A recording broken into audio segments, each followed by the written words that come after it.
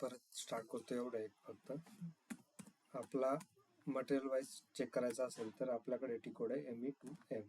ठीक आहे, तर हे मटेरियल वाईज करू शकतो. खाली पण दिसतं आपल्याला ME2M, हे मटेरियल वाईज आहे. दुसरा टी कोड आहे आपल्याला चेक करण्यासाठी ME2N. एन चा अर्थ पीओचा नंबर.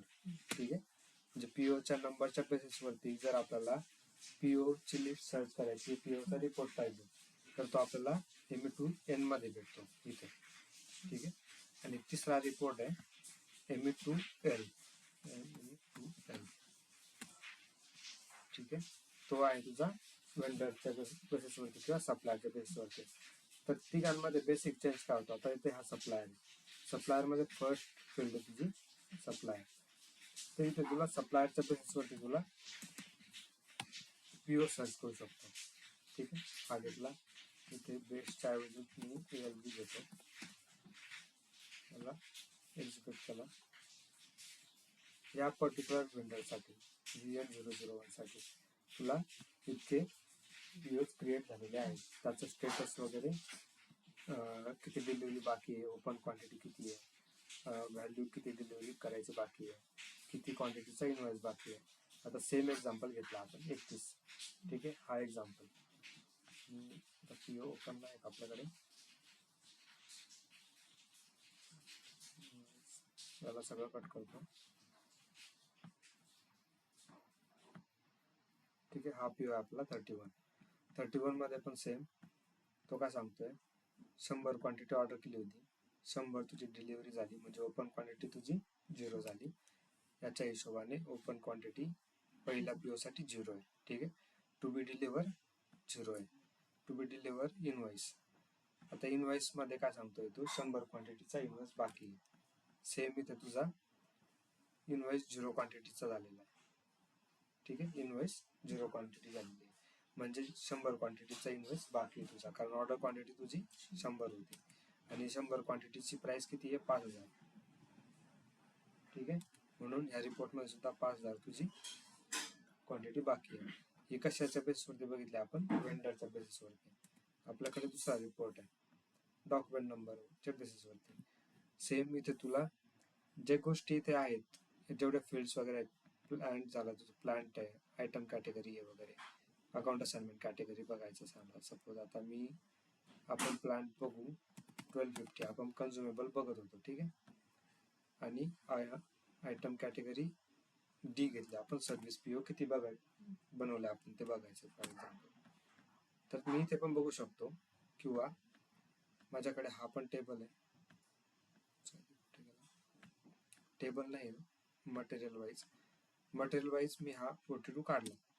ठीक आहे, इथे मला डॉक्युमेंट टाईप आहे, परचेसिंग ग्रुप आहे, इथे पण मला आयटम कॅटेगरी आहे. मी जर इथे आयटम कॅटेगरी डी टाकलं तरी पण मला सिमिलर रिझल्ट भेटणार आहे, कारण मला इथे प्लांट पण आहे.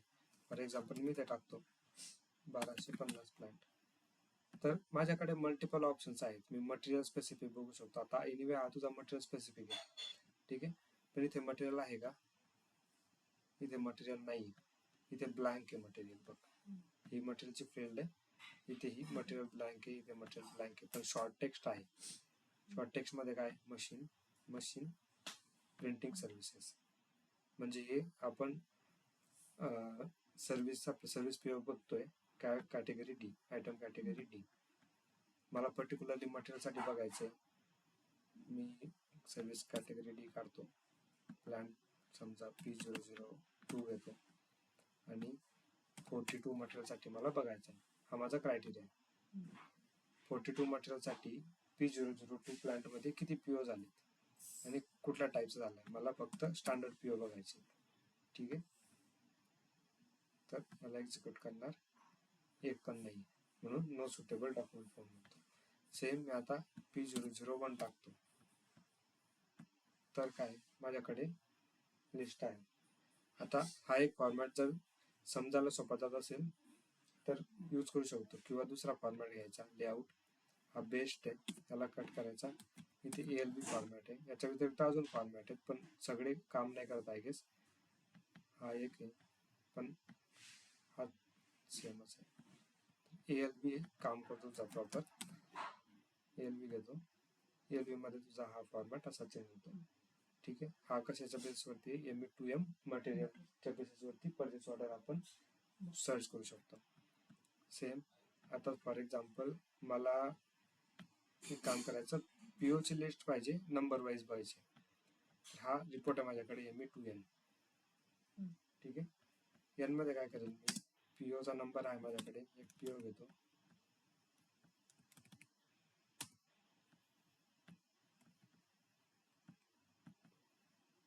तुला जर PO चा सिक्वेन्स माहिती असेल समजा ॲज अ युजर, आपण तर जनरली बघत नाही. आता मला असं बघायचं आहे की 01 पासून मला 32 पर्यंत PO बघायचे. ठीक आहे, 32 पर्यंत. मग मी प्लांट काढतो किंवा मला फक्त पर्टिक्युलरली एका प्लांटमध्ये बघायचे. ह्या नंबर रेंज मधले एवढ्यापैकी P001 मध्ये मला PO बघायचे. मला बेस्टच्या ऐवजी मला फॉर्मॅट पाहिजे ALV. डिलिव्हरी डेट लेट से जानेवारी पासून आता पाहिजे.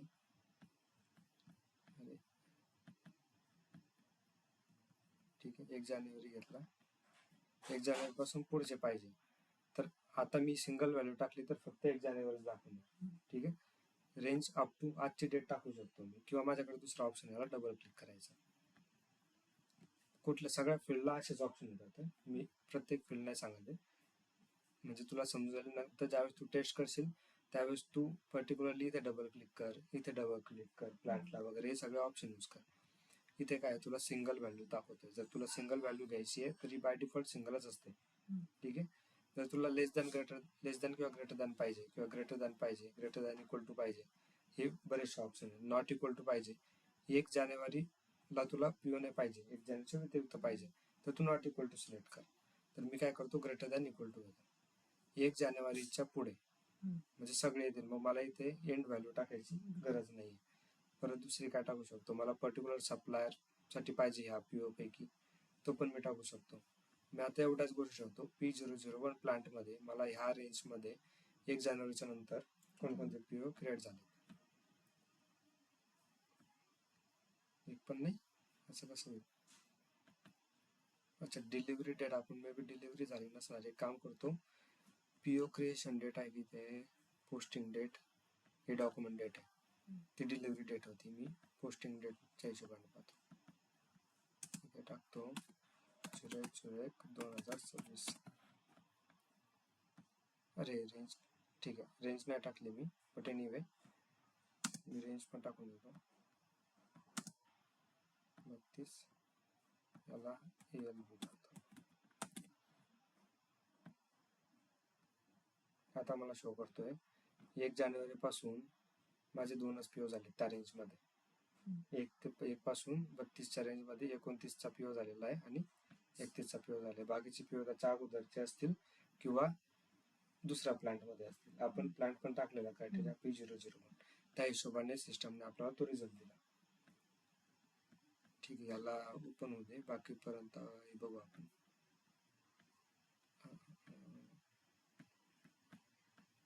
List of material document. आता मटेरियल डॉक्युमेंटची लिस्ट कशी बघायची, तरी झालं. आता आपलं PO बघ ना. PO अजून बघायचे असले तर आपल्याकडे टेबल्स सुद्धा असतो. टेबल्स वरती डेटा मेंटेन करतो. टेबल्स कसे ऍक्सेस करायचे, टेबल्स ऍक्सेस करायला टी-कोड आहे आपल्याकडे AC16N. त्याला मी एक्झिक्यूट करतो. इथे PO साठी आपल्याकडे 2 टेबल आहेत मेजर, फक्त 2 नाहीत, बरेचसे आहेत. EKKO, हा EKKO तुझा हेडर लेवल वरती आहे. इथे लाईन आयटम स्पेसिफिक डिटेल्स तुला भेटणार नाही. आता हेडर मध्ये काय असतं की कुठल्या कंपनी कोड साठी बनवला आहे. आता आपण आपली कंपनी कुठली ती 2025. ठीक आहे, 2025 साठी बघायचे ते maximum number of line item काढले तर 500 पर्यंत लिमिट राहणार नाही. समजा मला फक्त 1000 पर्यंतच पाहिजे, 1000 PO पर्यंत, तर तसं करू शकतो. मी याला काढून टाकतो. जनरली आपण काढून टाकतो याला. किंवा 2025 मध्ये 2025 कंपनी कोड मध्ये टोटल किती एंट्रीज अवेलेबल आहे त्या टेबल मध्ये, रन करायच्या अगोदर बघा. आता मी रन केलं, ठीक आहे, तर मला तो 24 एंट्रीज सांगतोय. हे सगळे POs ची लिस्ट आहे. या सगळ्या हे कंपनी कोड स्पेसिफिक आपण हाय एंड क्रायटेरिया दिला होता त्या हिशोबाने त्याने आपल्याला ते दाखवलं. ठीक आहे. हा इथे व्हेंडर झाला, इथे लाईन आयटम किती आहे त्याच्यामध्ये. ठीक आहे. इथे यांनी 10 दाखवणार कारण हेडर लेवलवरती येतो. मल्टिपल लाईन आयटम तो आपल्याला पीओ मध्ये दाखवणार. इथे डॉक्युमेंट टाईप तुझा क्रिएट कधी केला होता पीओ वगैरे या सगळ्या गोष्टी तो इथे दाखवतो. त्यानंतर मला लिमिटेड फील्ड्स पाहिजे, मग काय करणार, मी याला रिमूव्ह करणार. इथे डिसिलेक्ट करणार. मला ज्याच्या फील्ड्स पाहिजे, फॉर एक्झाम्पल मला पीओचा डॉक्युमेंट पाहिजे, कंपनी कोड पाहिजे, डॉक्युमेंट टाईप पाहिजे, त्यानंतर तुझा स्टेटस पाहिजे, सप्लायर कोणता तो पाहिजे, मी घेतला. ठीक आहे. त्यानंतर अजून काही गरजेचं आहे का,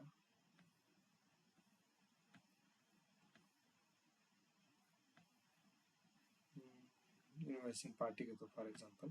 जशी आपली रिक्वायरमेंट असेल त्या हिशोबाने आपण फील्ड सिलेक्ट करू शकतो आणि याला एक्झिक्यूट करायचं.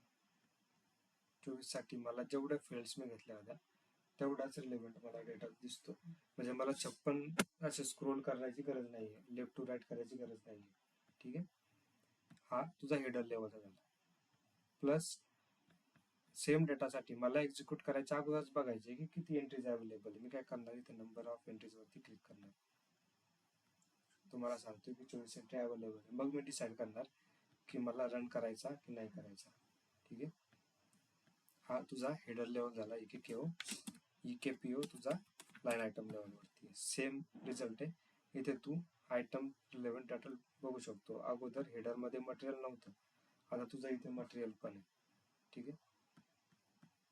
हा घेतला. इथे परचेसिंग डॉक्युमेंट, इथे मटेरियल, इथे company code, plant, storage location, ह्यात आयटम स्पेसिफिक गोष्टी तुझ्या पीओ क्वांटिटी, ऑर्डर युनिट. इथे मी बघतो किती एंट्रीज आहेत, 161. तिकडे 24 होत्या आणि इकडे 161. का, कारण एका पीओ मध्ये जास्त लाईन आयटम असू शकतात. ठीक आहे. त्याच्यामुळे म्हणजे 24 पीओ मध्ये 161 लाईन आयटम आहे, तसा अर्थ त्याचा होतो. इथे डुप्लिकेट एंट्री भेटतील. आता डुप्लिकेट दाखवतो मी तुला. हा 18 नंबर पीओ, 18 मध्ये 2 लाईन आयटम येते बघ. ठीक आहे. हा तुझा मटेरियल 121, हा परत 121. एकाच पीओ मध्ये एक मटेरियल रिपीट झालेला आहे तुझा 1250 प्लांट मध्ये. सेम परत कुठे 48, 49, 64, 78, 112. हे बघ इथे 4 लाईन आयटम आहेत. तर एका पीओ मध्ये मल्टिपल लाईन आयटम असू शकतात. त्या हिशोबाने तू केओ मधून पीओ काढून पीओ मध्ये ते पीओ इथे टाकायचे आणि त्या हिशोबाने तू तुझा अनालिसिस करू शकतो त्या पर्टिक्युलर मटेरियलसाठी. परत दुसरा टेबल तुझा ES, इथे तुला सप्लायरचं कन्फर्मेशन भेटलंय की नाही भेटलंय वगैरे तू चेक करू शकतो. परत EKB, परचेस डॉक्युमेंटची हिस्ट्री. ठीक आहे. जसं आता आपण हा बघितला इथे हा तुला परचेस ऑर्डर हिस्ट्री पेटर दाखवतो. हा कॉलम आहे तुझा या ट्रान्झॅक्शन मध्ये. हा कुठला तुझा ME2N. इथे जिथे हा साईन दिसतोय म्हणजे तुझा इथे GR वगैरे झालेला आहे. ठीक आहे. एक आउटबाउंड डिलिव्हरी असेल, GR असेल तरी तुला हिस्ट्री इथे अपडेट होऊन जाते. याच्यावरून समजतं की आपले इथे ओपन क्वांटिटी आहे की नाही. ठीक आहे. पर्टिक्युलर केस असेल, मला फक्त असेच पीओ बघायचे जिथे तुझा GR झालेला आहे, मग याच्या बेसिसवरती तू फिल्टर आउट करू शकतो. फिल्टर कसे करायचे ते पण दाखवतो ना ते इथे पीओ मध्ये टेबल लेवल. कुठे गेला, EKB घेतला. ठीक आहे. हिस्ट्रीचा टेबल आहे हा, मला एक्झिक्यूट केलं. इथे तो पीओ हिस्ट्री कॅटेगरी दाखवतोय. ई म्हणजे काय, तुझा GR झालेला आहे की नाही. डॉक्युमेंट टाईप आहे GR साठी. ठीक आहे. आणि दुसरा काय क्यू आहे तुझा इन्व्हॉइस साठी. ठीक आहे. आता मला बघायचं आहे की कोणकोणते पीओ आहेत असे की ज्याला GR झालेला आहे. मी याला सिलेक्ट करणार. इथे फिल्टरचा ऑप्शन, याला सेट केलं, इथे मी सिलेक्ट करणार फिल्टर. मला ई बघायचा, मी हा ई घेतला. ठीक आहे, सगळी वाले आले. ज्यांचा ज्या ज्या पीओचा हिस्ट्री झालेली अपडेट ते सगळे पीओज मला इथे मिळाले. प्लस हे सगळे ऑप्शन इथेच दाखवतो तुला. आता ही जी पीओची लिस्ट आहे याला मला असेंडिंग ऑर्डरमध्ये सॉर्ट करायची, तर मी ते क्लिक करणार आहे. सगळे ऑलरेडी असेंडिंगमध्ये. हिला डिसेंडिंग केलं तर हे उलटे सॉर्ट होतील. ठीक आहे, हे उलटे झाले. हा एक देतो इथे 132, तसं नाही, पण इकडे सिरियल काय चालू होती 46ची, इथे 45 पासून आहे, म्हणून 132, 130, 129, 27 उलटे झाले. तर जशी रिक्वायरमेंट असेल त्या हिशोबाने आपण ते करतो. प्लस इथे पीओ मध्ये एखादा पीओ शोधायचा. फॉर एक्झाम्पल मी शोधतो 45 6 times 0 12. ठीक आहे, हा पीओ शोधायचा. आता मला इथे त्याने दाखवला. हिट केल्यानंतर त्याने मला दाखवला. डिस्प्ले नंबर ऑफ एंट्रीज केलं तर तो दाखवतो 1 out of 1, एकच आहे. फिल्टर झालं, हे फिल्टर झालं, तुझं हे सर्च झालं. फिल्टरला अजून एक ऑप्शन आहे. मी कसं केलं होतं, मी याला सिलेक्ट केला होता, पण मला तसं नाही करायचं. फॉर एक्झाम्पल मला पोस्टिंग पिरियडला फिल्टर लावायचं आहे. ठीक आहे, 8 जानेवारीला जेवढे जे झाले तेवढेच बघायचे आहेत मला. मग मी एकतर इथे सिलेक्ट करू शकतो आणि फिल्टर लावू शकतो. सगळ्यात बेस्ट वे तो आहे. मला ते नाही सिलेक्ट करायचं. मी काय करू शकतो, मग डिरेक्टली मी फिल्टरमध्ये जाणार. इथे मला तो सांगतोय कुठली फील्ड पाहिजे. मला कोणती पाहिजे, कोणती फील्ड आहे ती, पोस्टिंग डेट. ठीक आहे, मी पोस्टिंग डेट घेणार. याला लेफ्टला मूव्ह करणार, याला घ्यायचं, डिफाईन व्हॅल्यूज मध्ये क्लिक करायचं. इथे आलं, पोस्टिंग डेट आली तुझी. याला ऑलरेडी आपण फिल्टर लावलेलं आहे. इथे मी क्लिक करतो तर मला जेवढे फिल्टरचे ऑप्शन आहेत ते आहेत. मला काय करायचंय, 8 जानेवारी मी घेतला, सिलेक्ट केला, कंटिन्यू. 8 तारखेला जेवढे जी आर झालेले तेवढे पीओ माझ्यासमोर आहे. ठीक आहे. प्लस आता दुसरी गोष्ट, हा ऑप्शन आहे समेशनचा. ठीक आहे, मला समेशन कुठे करता येतं, क्वांटिटी, प्राइस वगैरे त्या ठिकाणी मला समेशन अप्लाय करता येतं. याला घेतलं मी याला क्लिक केलं, इथे तो खाली टोटल सांगतो. समेशन म्हणजे नॉर्मली टोटल असतं. त्याच्यानंतर दुसरा ऑप्शन असतो सब टोटल. ठीक आहे, सब टोटल कसं आहे की आता मी सम केली आहे, पण मला सम कॅटेगरीमध्ये डिवाइड करायची आहे. की फॉर एक्झाम्पल ह्या पीओच्या अगेन्स्ट किती सम आहे, 17च्या अगेन्स्ट किती सम आहे, याच्या अगेन्स्ट किती सम आहे. किंवा मटेरियलमध्ये मी बेटर एक्सप्लेन करू शकतो. एक काम करतो, मटेरियलचा शो करून तुला तिथे बाकीचे एक्सप्लेन करतो. मटेरियल लिस्ट साठी तुझ्याकडे टी कोड आहे MM60. ठीक आहे, इथे मी याला स्किप करतो. प्लांट मला बघायचंय P001 मध्ये किती मटेरियल आहेत आणि ते कुठले व्हॅल्युएटेड मटेरियल्स. ठीक आहे, फक्त जिथे ज्याचं GR जो आहे तो व्हॅल्युएटेड करतो, म्हणजे स्टॉक मटेरियल बघायचे बेसिकली आपल्याला. पर्टिक्युलर मटेरियल टाईपचे बघायचे असतील, मी बघतो 0, नाहीतर मी मटेरियल टाईप नाही घेत सध्या.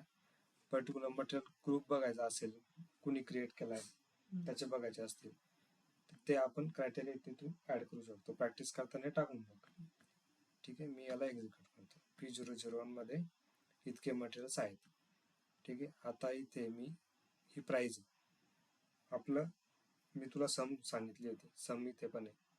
याला क्लिक केलं, इथे तुझे सम झाले, सगळ्या मटेरियल्सची प्राइस झाली. पण आता मला सब टोटल करायचं आहे. कशाच्या बेसवरती, की जो मटेरियल टाईप आहे तो प्रत्येक मटेरियल टाईप मध्ये त्याची सम किती होते. तर मी काय करणार, ऑलरेडी ते सम अप्लाय केलंय मी. ठीक आहे, आता मी मटेरियल टाईपला सिलेक्ट करतो. इथे मला सब टोटलचा ऑप्शन दिसतोय. ठीक आहे, याला क्लिक केला. आता तो मला दाखवतोय जिथे FART मटेरियल आहे, सॉरी FM मटेरियल टाईप. तर FART साठी, फिनिश गुड साठी माझी सम किती होते, 40 रुपये. माझी रॉ मटेरियल साठी किती होते, 50 रुपये. जी रॉ साठी माझी होती 663 रुपये. तर अशा प्रकारे तू सब टोटल सुद्धा जाऊ शकतो. याला मला प्रिंट प्रिव्ह्यू बघायचा आहे. याला ज्यावेळेस मी प्रिंट करणार तो कसा दिसणार, तर मी याला सिम्पली क्लिक करणार. इथे तो एक्सेल शीट मध्ये ज्या फॉर्मॅटमध्ये येतो त्या फॉर्मॅटमध्ये तो शो करतो. त्यानंतर इकडे मला याला एक्सपोर्ट करायचं आहे. सेम फंक्शन तुला टेबल मध्ये पण दिसणार, इथे पण दिसणार. ठीक आहे, म्हणून मी एका ठिकाणी दाखवतो तुला. तर मी ते याला एक्सपोर्ट करतो. इथे मला ऑप्शन देतोय ते अनकन्वर्टेड ठेवायचं आहे, टेक्स्ट विथ टॅब ठेवायचा आहे, HTML क्लिपबोर्ड कोणत्या फॉर्मॅटमध्ये पाहिजे, किंवा सिम्पल ऑप्शन काय की इथे तुला ज्यावेळेस तू प्रिंट प्रिव्ह्यू करतो तर इथे तुला हा ऑप्शन येतो स्प्रेडशीटचा. इथे क्लिक करशील तर ही डिरेक्टली ही जी फाईल आहे तुला ती एक्सेल शीटमध्ये कन्वर्ट करून देतो. ठीक आहे,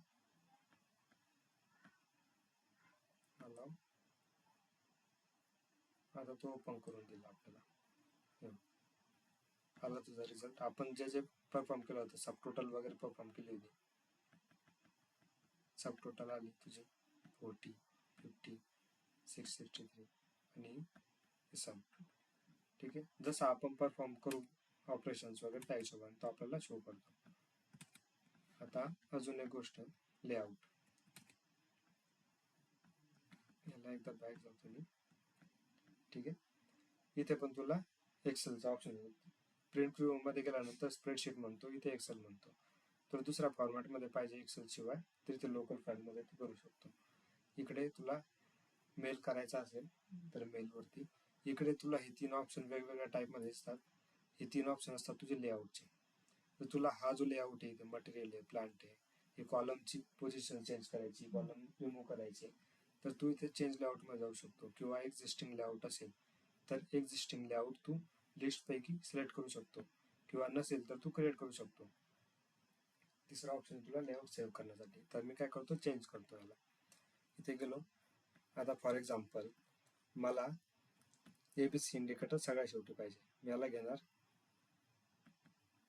याला मी इथे ऑप्शन आहेत, त्याला असं खाली मी ढकलू शकतो. ECC मध्ये बेटर होतं, हे डिरेक्टली ओढता येत होतं आपल्याला. इथे पण येतं I guess. Purchasing group for example मला वरती पाहिजे.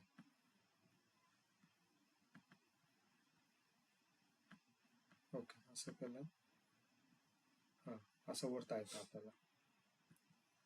मी प्लॅनच्या साईडला ठेवून झाला 3 नंबरला. ठीक आहे, मी चेंजेस केले आता लेआउटमध्ये. याला मी या लेआउटला सेव्ह करू शकतो. लेट से मी याला नाव देतो काहीतरी टेस्ट लेआउट. Test layout.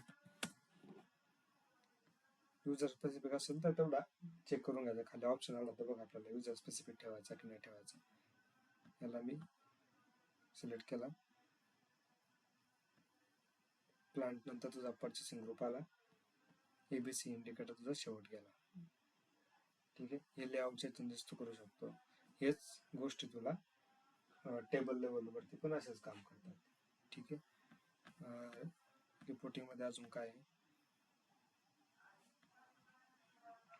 इथे बघू आपण.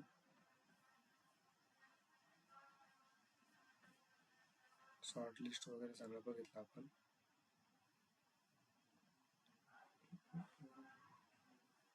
Inventory management reporting. Inventory management जिथे आता MB51 मध्ये काय दिसतं आपल्याला, मटेरियल डॉक्युमेंटची लिस्ट, GR झाली, गुड्स इश्यू झाला, ट्रान्सपोर्ट पोस्टिंग झाली, ती लिस्ट बघायची असेल तुला MB50 transaction code MB51. Same data तुला इथे पण करायचा आहे. पर्टिक्युलर व्हेंडरसाठी पाहिजे, प्लांटसाठी पाहिजे. ठीक आहे, मटेरियल कुठलं, प्लांट कुठलं, स्टोरेज लोकेशन कुठलं, त्या सगळ्या गोष्टी. पर्टिक्युलर मुवमेंट टाईपच बघायचा, मला फक्त GR बघायचं, मी 101 टाकणार. मला ट्रान्सफर पोस्टिंग बघायची, 301 बघायची फॉर एक्झाम्पल. तर नाही, मी प्लांट काढतो, फक्त 301 बघायचे. 301 पण नाही टाकले का आपण 343 केला होता वाटतं, 322 केला होता. कसं काय दाखवत नाही ना.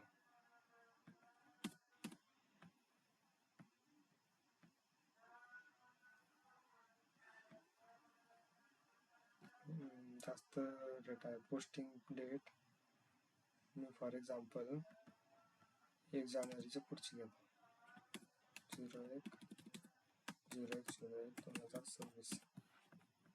ठीक आहे, तर 1 जानेवारी पासून पुढे किती मटेरियल डॉक्युमेंट्स आपण पोस्ट केलेले आहेत.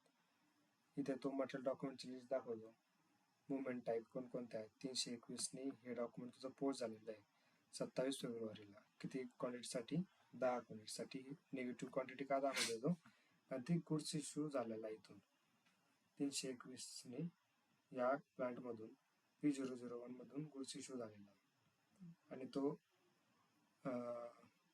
गुड्स इश्यू झाला, पण 321 मला वाटतं ट्रान्सफर पोस्टिंग आहे. हे डॉक्युमेंट बघू आपण. Control C, मिगो.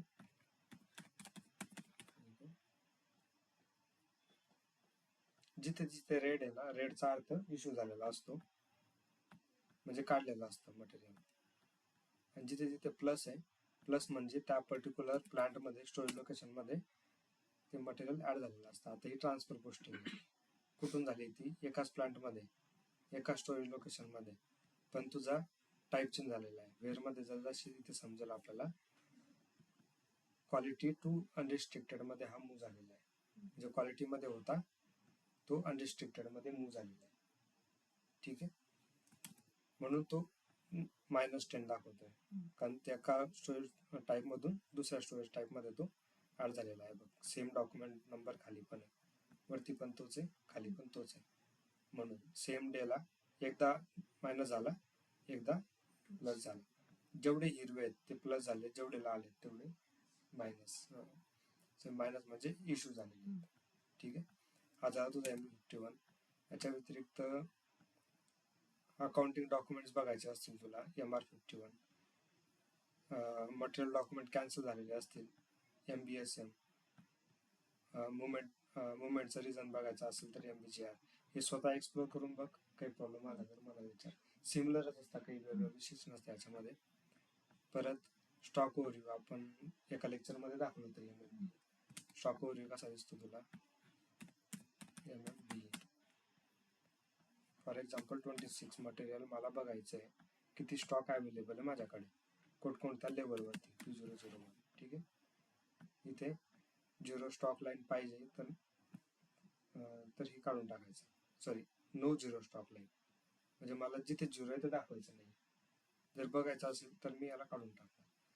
कोणत्या लेवल्स होता डेटा पाहिजे मला, कंपनी कोड लेवल पाहिजे, plant, storage location, batch, special stock, हे लेवल्स पाहिजे तर हे चेक करायचं. युजली आपण ॲज इट ठेवतो. स्पेशल स्टॉक पाहिजे बघायचं असेल फक्त तर स्पेशल स्टॉक इंडिकेटर टाकून द्यायचं. म्हणजे स्पेशल स्टॉक काय असतो तुझा? कन्साइनमेंटचा स्टॉक आहे, सब कॉन्ट्रॅक्टिंगचा स्टॉक आहे, व्हॅल्युटेड स्टॉक आहे, ब्लॉक स्टॉक वगैरे आहेत, GR ब्लॉक स्टॉक असे असतील ना, ते स्पेशल स्टॉक मध्ये येतात. याला मी एक्झिक्यूट करतो. 26 मटेरियल आहे आपलं, प्लांट P001. तुझं कंपनी कोड लेवलला तुझा अनरिस्ट्रिक्टेड मध्ये 10 क्वांटिटी आहे, प्लांट मध्ये 10 आहे, आणि या स्टोरेज लोकेशन वरती तुझे 10 आहे. आणि रिसिव्हिंग स्टॉक इन ट्रान्झिट दाखवतोय तो इथे. म्हणजे याचा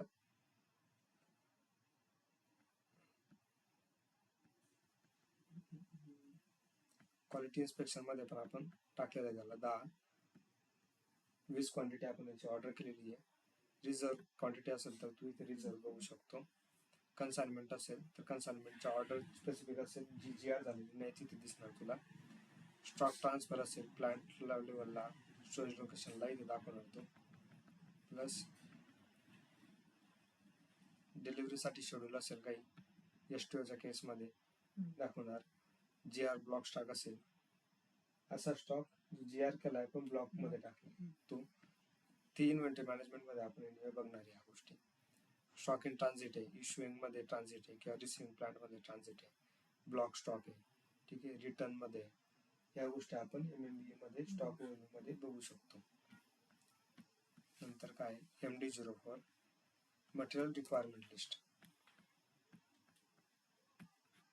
/MD04. इथे 26 मटेरियल कोणत्या प्लांट मध्ये कधी कधी तुला लागणार आहे. समजा फ्युचर मध्ये तुझे रिझर्वेशन असतील, कुठेतरी लागणार असणार, प्लॅन ऑर्डर असेल, परचेस रेग्युलेशन असणार, तर ह्या सगळ्या गोष्टींना तू MD04 मध्ये बघू शकतो. मी 26 टाकला, याला एक्झिक्यूट करायचा, तर तो सांगतो अवेलेबल क्वांटिटी किती आहे. सध्या अवेलेबल आपल्याकडे 20 क्वांटिटी आहे. या 20 क्वांटिटीच्या अगेन्स्ट आपल्याकडे काय पीओ आहे. पीओचा नंबर पण सांगतोय 70, त्याच्यामध्ये लाईन आयटम 2 आहे आणि एक पीओ 73 आहे, त्याच्यामध्ये लाईन आयटम 10 आहे. त्याच्या अगेन्स्ट काय तुला 10 क्वांटिटी घ्यायची आहे, म्हणजे तुझ्याकडे येणार आहे. ह्या केसमध्ये जर तुझ्याकडे इथे प्रोडक्शन ऑर्डर असेल, सेल्स ऑर्डर असेल, ते सुद्धा डेटा इथे तुला तो शो करतो. मग तो सांगणार आता फॉर एक्झाम्पल इथे याच्यानंतर सेल्स ऑर्डर असेल 10ची, मग तो इथे -10 सांगणार. ठीक आहे, कारण ती रिक्वायरमेंट आहे, ही रिसिप्ट आहे म्हणून पीओ मध्ये ती आली. रिक्वायरमेंट असेल तरी ते आय थिंक प्लस मायनस तो शो करतो कुठेतरी. ठीक आहे, तर त्या हिशोबाने अवेलेबल क्वांटिटी तुझी चेंज होते. आता अवेलेबल काय 20 आहे. ह्या पीओच्या अगेन्स्ट ज्यावेळेस तुझा जी आर होईल 70च्या अगेन्स्ट जी आर होईल, कितीचा होईल 10चा होईल. 10चा जी आर झाल्यानंतर तुझी अवेलेबल क्वांटिटी 10ने वाढणार. मग किती होणार तुझा स्टॉक 30 होणार. प्लस परत 20 तारखेला 20 फेब्रुवारीला तुझा पीओ बनला होता. या पीओच्या अगेन्स्ट तुझी परत 10 क्वांटिटी आहे. ती 10 क्वांटिटी प्लस ऍड झाली तर तुझा स्टॉक किती होणार आहे 40. म्हणजे जर फ्युचरचा रिक्वायरमेंट आहे, फ्युचरमध्ये तुझ्याकडे किती स्टॉक अवेलेबल राहणार आहे किंवा नसणार आहे, त्या सगळ्या गोष्टी आपण इथे बघू शकतो. हे ट्रान्झॅक्शन तुझं MD04. ठीक आहे, MRP ज्यावेळेस आपण बघू त्यावेळेस MD04 आपण मोस्टली बघणारच आहे. परत रिपोर्टिंग मध्ये काय तुझं MB53 plant stock availability, warehouse stock, warehouse मध्ये किती स्टॉक आहे प्रेझेंट डेला MB52 मध्ये दिसतो. MB53 पण बघू /MB52 26 आजच्या कंडिशनला किती स्टॉक आहे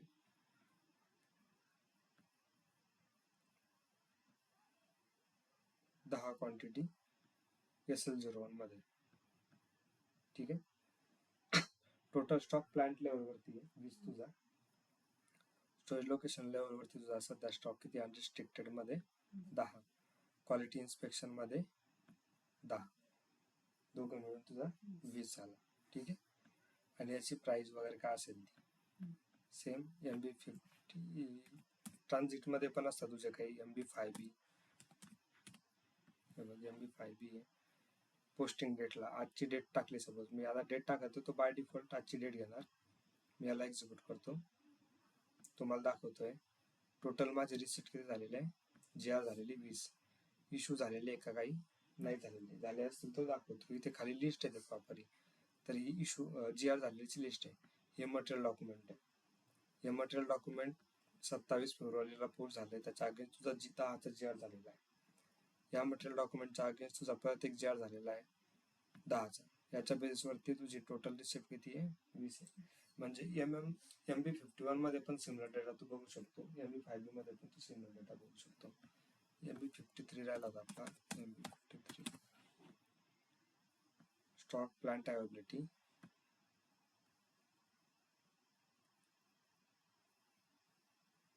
अनरिस्ट्रिक्टेड मध्ये अवेलेबल किती आहे तुझे 10 आहेत. इथे फक्त अवेलेबल दाखवतोय, क्वालिटी मधला स्टॉक अवेलेबल कन्सिडर नाही करत कारण त्याचं इन्स्पेक्शन बाकी आहे. ठीक आहे, कन्साइनमेंट मधला स्टॉक अवेलेबल असतो, सेल्स ऑर्डर अनरिस्ट्रिक्टेडचा अवेलेबल असतो, प्रोजेक्टचा अवेलेबल असतो. तर तेवढे स्टॉक तो आपल्याला किती अवेलेबल आहे ते प्लांट लेवलला तो इथे MB53 मध्ये आपण तो शो करतोय. कोणता आहे MB5B दाखवला मी तुला आता. एक्सरसाइज आहे, सोल्युशन लॉजिस्टिक्स फॉर LIS.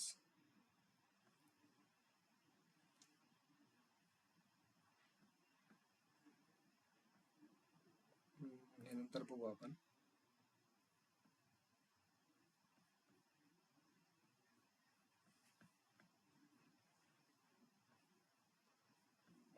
ठीक आहे,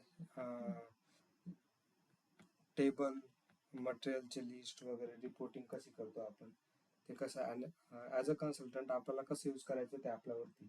आपल्याकडे बरेचसे रिपोर्ट्स असतात, पण ते प्रत्येक रिपोर्ट आपल्याला ऍक्च्युअल यूज मध्ये कसं आणायचं आहे ते आपल्या हिशोबाने, की जशी क्लायंटची रिक्वायरमेंट असेल, जसा प्रॉब्लेम असेल त्या हिशोबाने कधी तू MB51 बघशील, कधी MB5 बघशील, कधी टेबल लेवलवरती बघशील. ठीक आहे, बरेचसे ऑप्शन असतात. आपल्याला बघायचंय की आपलं काम कुठून लवकर होऊ शकतं. चांगल्या कन्सल्टंटचं तेच असतं की तो कसा फास्ट करू शकतो. रिसोर्सेस सगळ्यांकडे असतात. ठीक आहे, आज एवढंच येऊ.